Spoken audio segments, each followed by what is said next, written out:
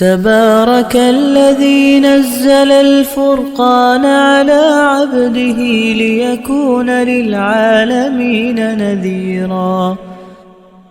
کوئی مصیبت آ گئی، کوئی پریشانی آ گئی، تو اس کی اصل تدبیر کیا ہے؟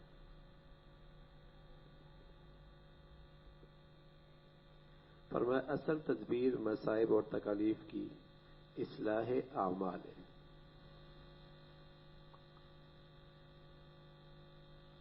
کوئی بھی پریشانی آ جائے اور کوئی بھی مصیبت آ جائے تو سب سے پہلے آدمی یہ دیکھ لے کہ میرے عمل میں کہاں اصلاح کی گنجائش ہے، پھر ظاہری تدبیر کرتا رہتا. اس لیے کہ اللہ کریم نے فرمایا کہ وما اصابکم من مصیبت فبما کسبت ایدیکم، جو مصیبت آئی ہے نا تمہارے اعمال کی وجہ سے. اب جب اللہ کہہ رہے تو سب سے پہلی تدبیر تو یہ کرے. ہمارے یہاں ایک بیماری بہت رواج پا گئی ہے، ہم کہتے ہیں ہم تو کوئی غلط کر ہی نہیں کرے. اصلاح اعمال کی فکر تو وہ کرے نا جسے ضرورت ہو. میری تو ساری اعمال کی اصلاح ہو چکی ہے.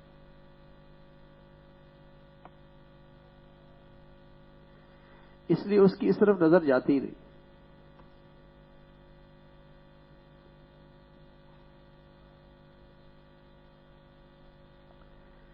تو فرمانے لگے اصل تدبیر مصائب اور تکالیف کی اصلاح اعمال ہے.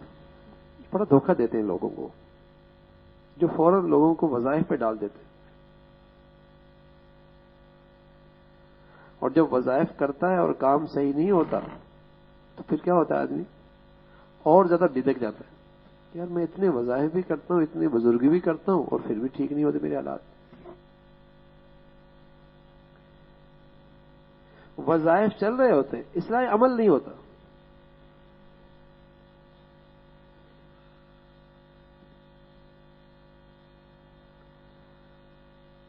تو سب سے بڑا وظیفہ مذاہب اور مسائل کی شکل میں وہ اصلاح عمل ہے.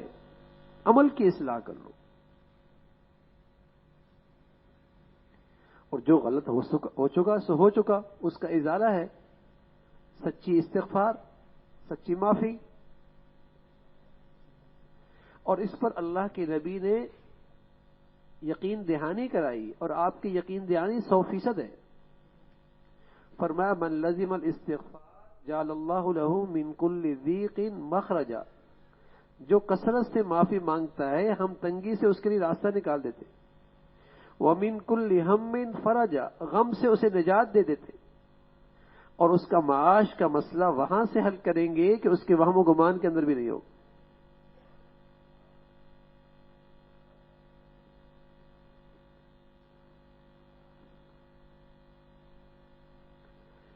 فرمایا اصل تدبیر مصائب اور تکالیف کی تو اصلاح اعمال ہے. مصائب کی اصل تدبیر. اور آج یہ سمجھ لیا گیا کہ مسائل کی اصل تدبیر کیا ہے؟ وظیفے، وظائف، مجموعہ وظائف. ہر گاڑی میں ہوگی، ہر گھر میں ہوگی.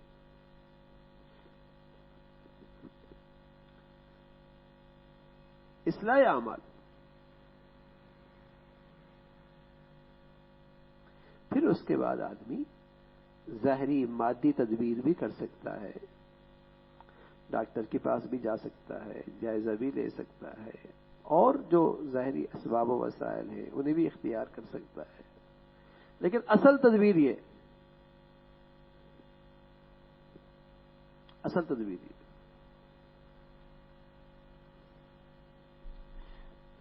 اگر ایسا کرے تو چند روز میں انشاءاللہ اس کی برکت سے اللہ رب العزت کم از کم درجہ دل کو اطمینان نصیب فرما دے.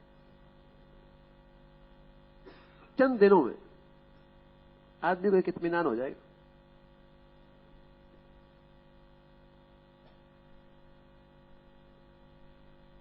سکون مل جائے گا.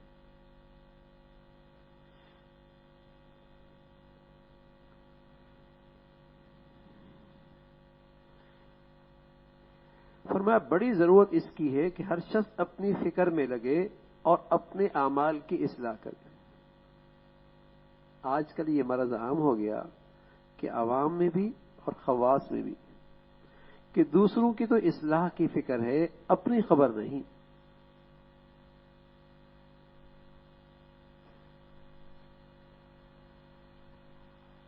ہر کوئی حالات سنوارنا چاہتا ہے لیکن دوسروں سے آغاز کرنا چاہتا ہے۔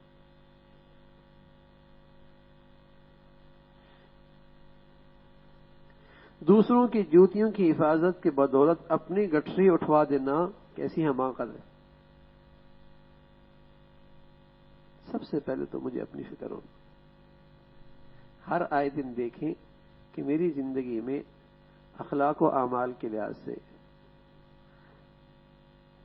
عبادات کے لحاظ سے کتنی بہتری آ رہی، کتنی بہتری آ رہی۔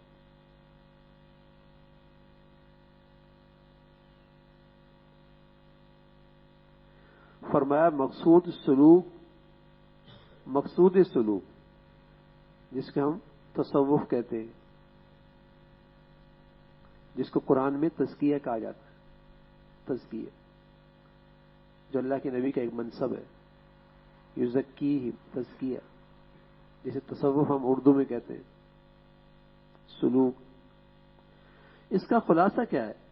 رضائے حق ہے، اللہ کی رضا چاہنی۔ اس کے بعد دو چیزیں ہیں، طریق کا علم اور اس پر عمل،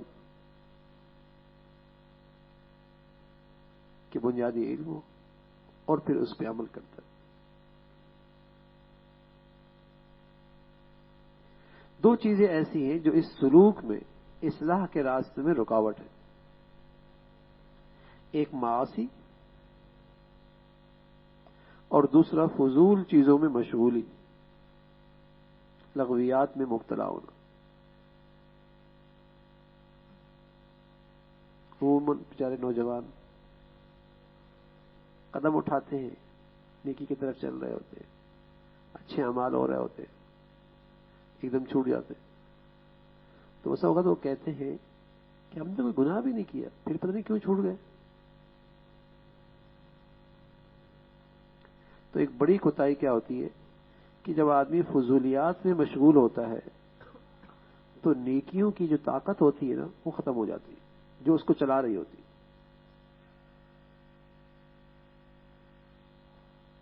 انجن چلا رہا ہوتا ہے نا، انجن ایک چیز ہوتی ہے، اگر وہ ختم ہو جائے تو انجن نہیں چلے گا۔ تو فضولیات سے، لغویات سے وہ جو نیکیوں کا نور ہے نا وہ ختم ہو جاتا ہے، جو آدمی کو نیکیوں پہ چلا رہا ہوتا ہے، جو اندر توانائی سے چل رہا ہوتا ہے۔ تو فرمایا اس سلوک کے راستے میں دو چیزیں رکاوٹ ہیں، ایک معاصی اور دوسرا فضولیات میں مشغولی۔ اس میں سب سے نافع چیز کیا ہے؟ سلوک کے راستے میں سب سے نافع اطلاع حالات کا التزام، کہ جس سے تعلق ہو اسے اپنے احوال بتاتا رہے۔ یہ بڑا مشکل کام، یہ بڑا مشکل کام، اس لیے کہ پتہ ہے شیطان کو کہ اگر یہ بتانا شروع کر دیا اس نے تو رائے راسو بھی آ جائے گا، تو سب سے پہلے اس سے وہ معروم کر دیتا ہے۔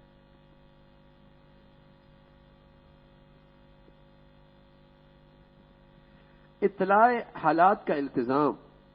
اب اس کے بعد اپنی استعداد ہے، حسب اختلاف استعداد کے انشاءاللہ یہ مقصود تک پہنچ جائے گا۔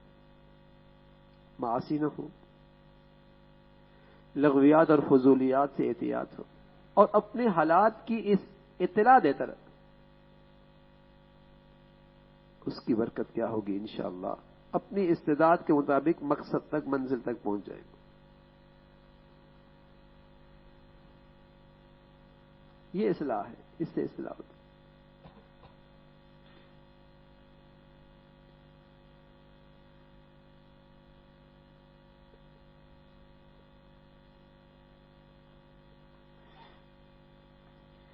گھریلو فسادات سے بچنے کی تدبیر۔ فرمایا خانگی مفسدات سے بچنے کی ایک عمدہ تدبیر یہ ہے کہ چند خاندان ایک گھر میں اکٹھے نہ رہا کریں، کیونکہ چند عورتوں کا ایک مکان میں رہنا زیادہ فساد کا سبب ہے۔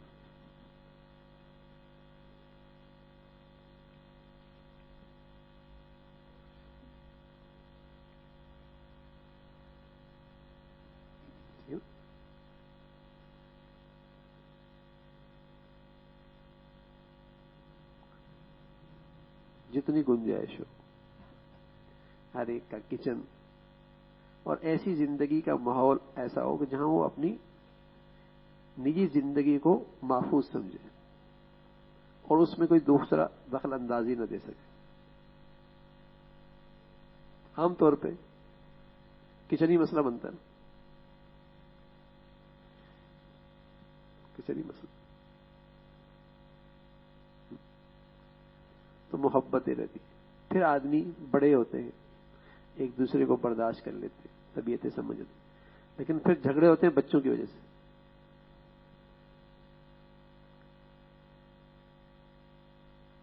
بچوں کی وجہ سے خود تھپڑ مارے گی لیکن دوسرے کی ڈانٹ بھی برداشت نہیں ہوگی، میرے بچے کو ڈانٹ دیا۔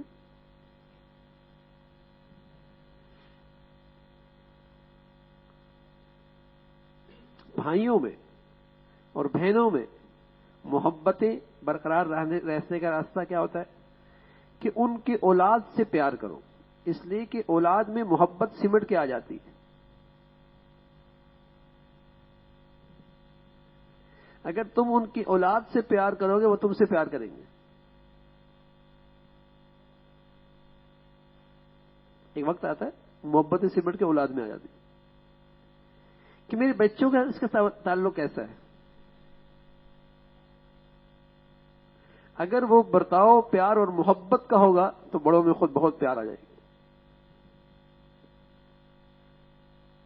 اگر اس میں کمی ہوگی تو اوپر کے تعلقات خراب ہو جائیں گے۔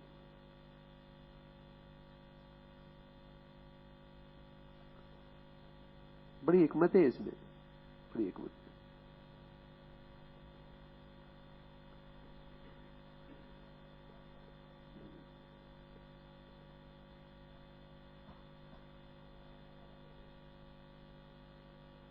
فرمایا بھائی دین کی عزت کا خیال رکھو۔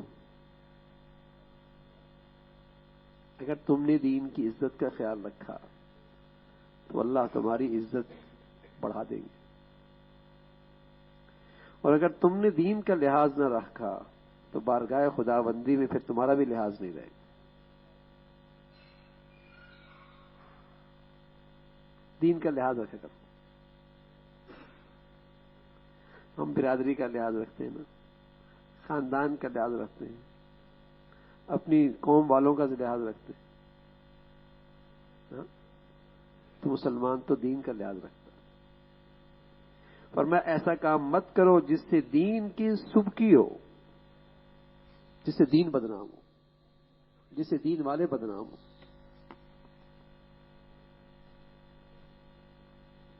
کوئی انگلی نہ اٹھائے کہ اچھا دین ایسا ہوتا ہے، دین والے ایسے ہوتے ہیں۔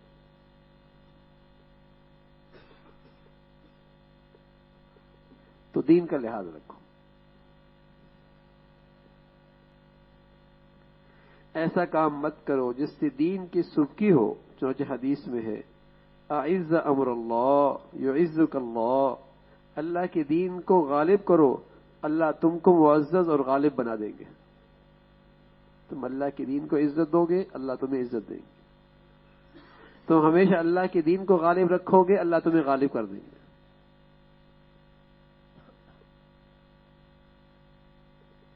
دین کا لحاظ رکھا کرو۔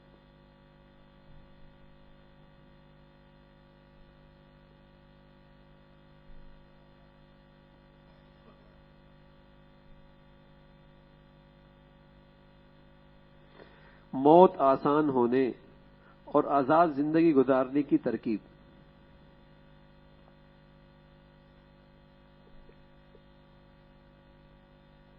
مرنا بھی آسان ہو جائے، جینا بھی آسان ہو جائے، دونوں مشکل ہو گیا آج۔ فرمایا حدیث میں ہے گناہ کم کر تو تو موت تجھ پہ آسان ہو جائے گی.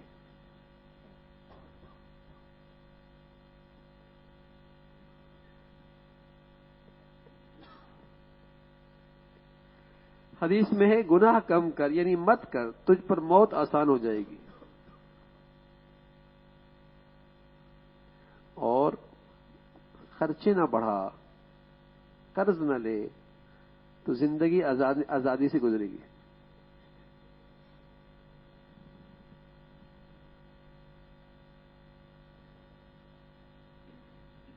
زندگی آزادی سے گزرے گی.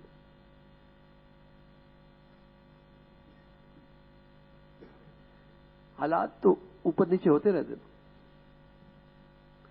لیکن جو آدمی اپنی چادر میں رہتا ہو،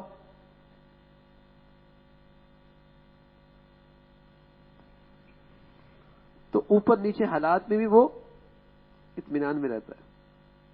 اور جو آدمی چادر سے بڑھ کر اپنی پاؤں پھیلائی ہوئی ہوں اور قرض لیا ہو اور حالات اوپر نیچے ہو گئے ہوں، بتائیے اس کی اندر کتنی پریشانی ہوتی ہے،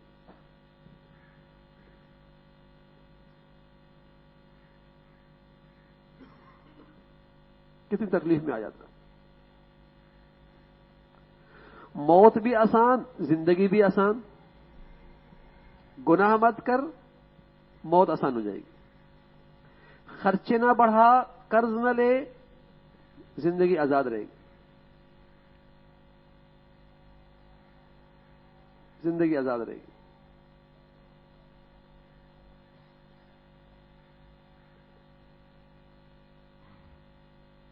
یہ ایک اچھی زندگی گزارنے کے گر ہے.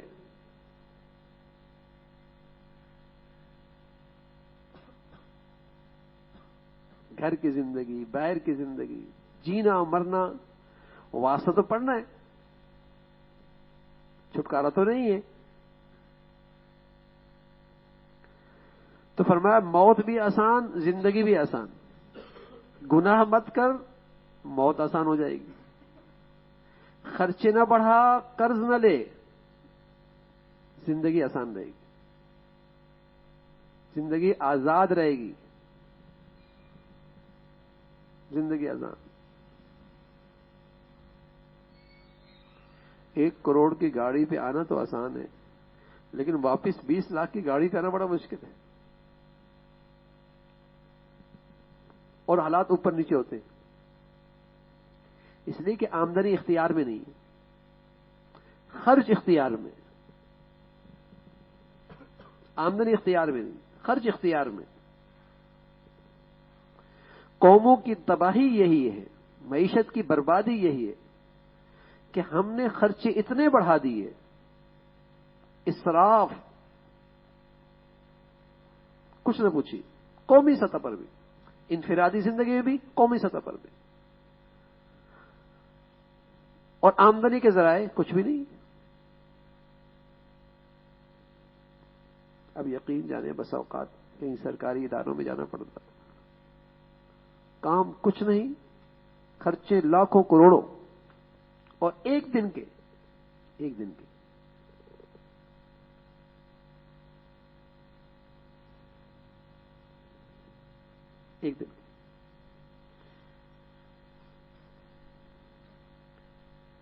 یہ تباہی ہے. زندگی کا گر کیا ہے، معیشت کا گر کیا ہے؟ اخراجات کنٹرول کرو، یہ تمہارے اختیار میں ہے. آمدنی تمہارے اختیار میں نہیں. آپ نے بیج بھی ڈال دیا، زمینیں سازگار بھی کر دی، ٹیوب ویل بھی لگا دیا، پانی بھی دینا شروع کر دیا، سب کچھ کر دیا، ہاں سب کچھ، فصلیں پک گئی، اوپر سے آفت آئی، کچھ کر سکتے ہو؟ کچھ نہیں کر سکتے. بہتر صورت کیا ہوتی ہے؟ اخراجات قابو میں ہوتے ہیں. ہمارا رونا کیا ہوتا ہے؟ قرض لینا پڑتا ہے، اس لیے کہ ہمارے خرچے ہی پورے نہیں ہو رہے، تنخواہیں نہیں دے سکتے ہم. عجیب سی بات ہے. خرچے اتنے بڑھ چکے. مغربی تہذیب کی گندگی یہی ہے کہ دکھلاوا، نمائش، اسراف، اور ہماری دینی زندگی کیا؟ سبحان اللہ. جو میں نے عرض کیا تھا ابو بکر رضی اللہ تعالیٰ جب خلیفۃ المسلمین بنے نا تو آپ کے تمام قومی ذمہ داریاں جو آپ کا دفتر تھا وہ مسجد نبوی کا سین تھا. وہیں آپ تمام قومی امور کو سر انجام دے دیتے اور پورا جزیرہ عرب اسلام کے جھنڈے تلے متحد تھا. اب تو اس کی پتہ نہیں کتنی ریاستیں بن چکی ہیں. پورا جزیرہ عرب،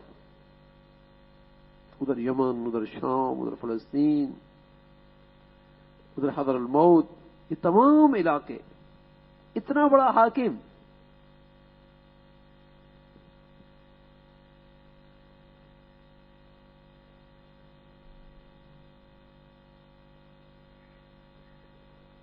سادگی تھی نا، اور ضرورتیں پوری ہو رہی تھی. تو موت بھی آسان، زندگی بھی آسان. گناہ مت کر، موت آسان ہو جائے گی. خرچ نہ بڑھا، قرض نہ لے، زندگی آزاد رہے گی. زندگی آزاد رہے گی.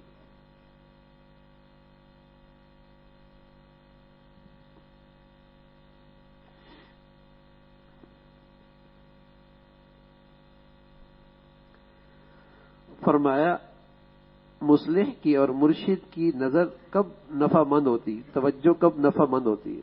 لوگ کہتے ہیں توجہ ذرا فرما دیں، ذرا ہمارے طرف توجہ فرما دیں، تھوڑا ہمارے دل کی طرف توجہ فرما دیں. آپ فرمانے لگے یہ توجہ کب نفع مند ہوتی ہے بھائی؟ فرمایا اس وقت نافع ہوتی ہے جب اس کی اطاعت بھی کی جائے.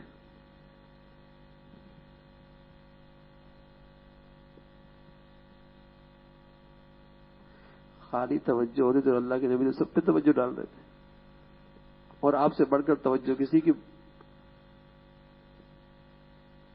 نافع نہیں ہو سکتی. لیکن آگے زمین بھی تو اس قابل ہو.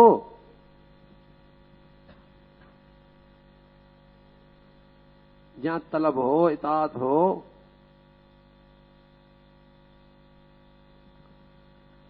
جب اس کی اطاعت کی جاوے اور اس کے بتلانے کے موافق عمل کیا جاوے اور اپنے کو اس کے ہاتھ میں دیا جائے تو وہ جس طرح چاہے تم میں تصرف کرے. اس کے بعد جو توجہ ہوگی وہ واقعی کیمیا ہوگی. وہ توجہ کیمیا ہوگی.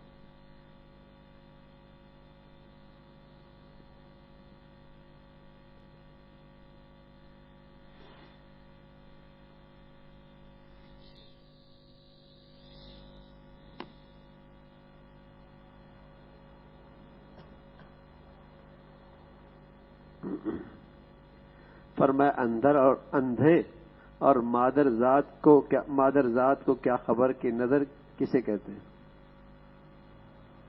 جو آیا ہی مادر ذات اندھا ہے، بینائی نہیں، وہ کیا جانا نظر کیا ہوتی اور روشنی کیسے ہوتی.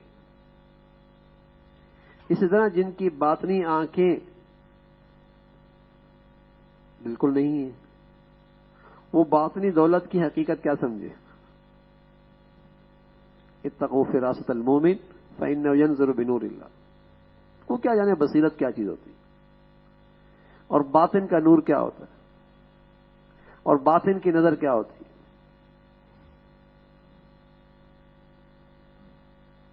جان ہی نہیں سکتے.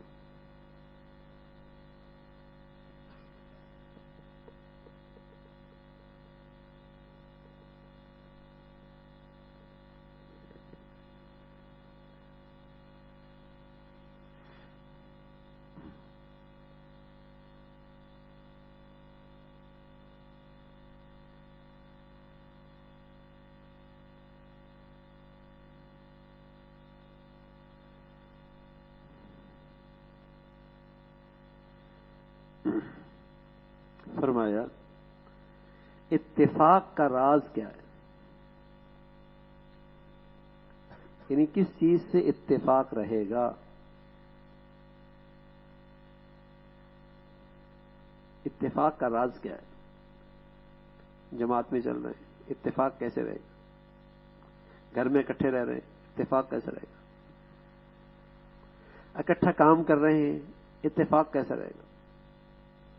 فرمایا اس کا راز یہ ہے کسی پر اپنا بوجھ نہ ڈالو.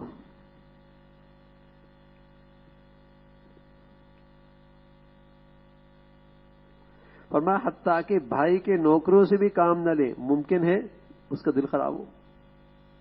بھائی کے نوکر ہے، تمہارے تو نہیں ہے، اور تم جب اس سے لوگے تو تکلیف ہوگی. کسی پر بوجھ نہ ڈالو اپنا.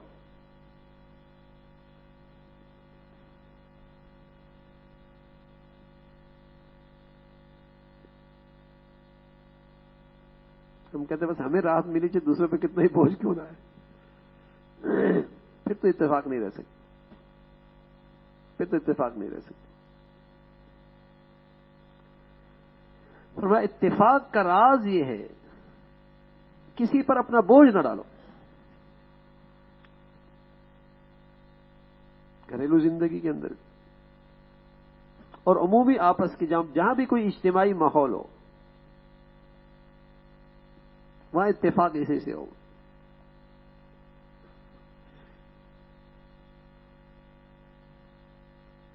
کوئی کسی کے لیے بوجھ نہ بنے. بس بڑے لوگ تھے، بس حضرت مفتی شفیع صاحب رحمۃ اللہ علیہ رمضان میں بیمار تھے اور کافی بیمار تھے. سنی ذرا سنی کہ اللہ نے کیسے لوگوں کو سمجھ دی تھی اور کیسے دین کے واقعی نمونہ تھے. تو رمضان لوگ آ رہے ہیں. فرمایا ہر مسلمان کا جی چاہتا ہے رمضان میں موت آئے. جی تو میرا بھی چاہتا ہے کہ اللہ تعالیٰ سے رمضان کی موت مانگو، لیکن پھر خیال آتا ہے تو زبان سے دعا نہیں نکلتی. خیال آتا ہے کہ اگر میری موت رمضان میں ہو گئی اور ساتھیوں کو روزہ ہوگا، گرمی بھی ہے اور میری جدائی کا غم بھی ہوگا، تکلیف بہت ہوگی. ساتھیوں کی اس تکلیف کا خیال رکھ کے زبان پر یہ دعا نہیں آتی کہیں ساتھیوں کو میری وجہ سے تکلیف نہ اٹھانے پڑے.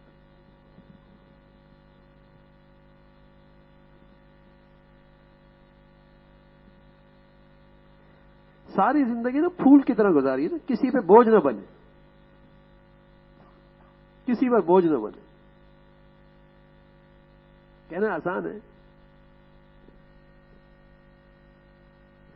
یعنی کرنے والے یہ کر گئے، کرنے والے کر گئے.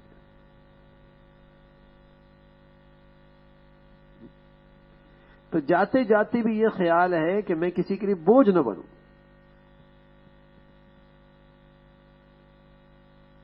میری ذات سے کسی کو تکلیف نہ پہنچے. بس اب بتائیے کسی کو اللہ ایسی زندگی دے دے تو وہ تو ہر جگہ نعمت بن جائے گا نا.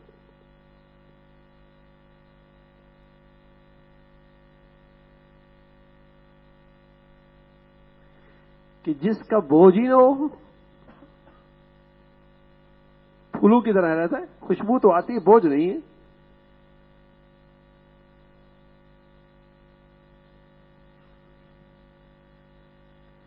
اصل دینداری کی زندگی تو یہی ہے بھائی. ہم بس اوقات سمجھتے ہیں نماز پڑھنے کا نام ساری دینداری ہے، عبادت کا نام سارا دینداری. نہ میاں، وہ میری انفرادی زندگی ہے. لیکن میں انسانوں کے ساتھ کیسے رہتا ہوں؟ دین کے 3 حصوں کا تعلق انسانوں کے ساتھ ہے، ایک حصے کا تعلق انفرادی ہے.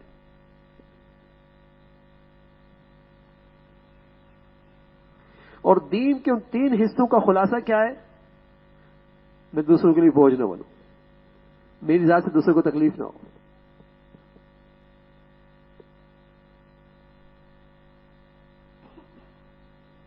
میری ذات سے کسی کو تکلیف نہ ہو. یہ 3 حصے.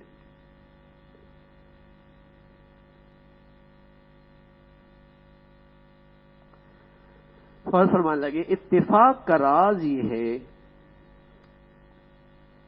کہ کوئی کسی پر اپنا بوجھ نہ ڈالے، حتیٰ کہ بھائی کے نوکروں سے بھی کام نہ لے. ممکن ہے تنگ دلی پیدا ہو.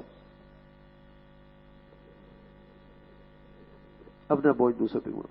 ہو سکتا ہے وہ زبان سے کچھ نہ کہے لیکن دل تو محسوس کرے.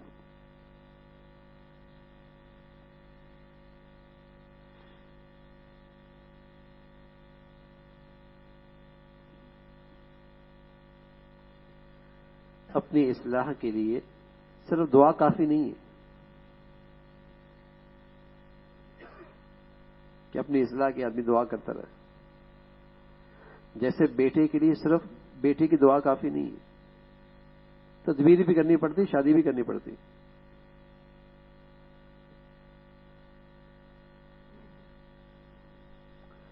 شیخ عبدالعزیز رحمۃ اللہ علیہ کی خدمت میں ایک شخص آتا رہا, دعا کریں اللہ اولاد دے دے, اولاد دے دے. کافی عرصے کے بعد مجھے شادی کی, کہا شادی تو نہیں کی, کہا تیرے پیٹ سے ہوگا.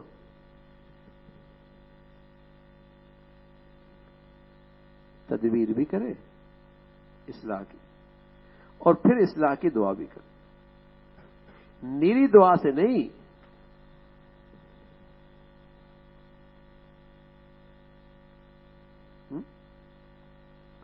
اب فرمانے لگے اصلاح نفس کے لیے صرف دعا کافی نہیں بلکہ تدابیر کی بھی ضرورت ہے. جیسے بچہ پیدا ہونے کے لیے نیری دعا کافی نہیں بلکہ زوجین کی بھی ضرورت ہوتی ہے, میاں بیوی بھی ہو نا, پھر دعا بھی ہو. تو ہمت بھی ہو, کوشش بھی ہو, دعا بھی ہو. انشاءاللہ اللہ رب العزت ضرور فضل فرما دیں گے اور اپنی تعلق اور محبت والی زندگی نصیب فرمائیں گے.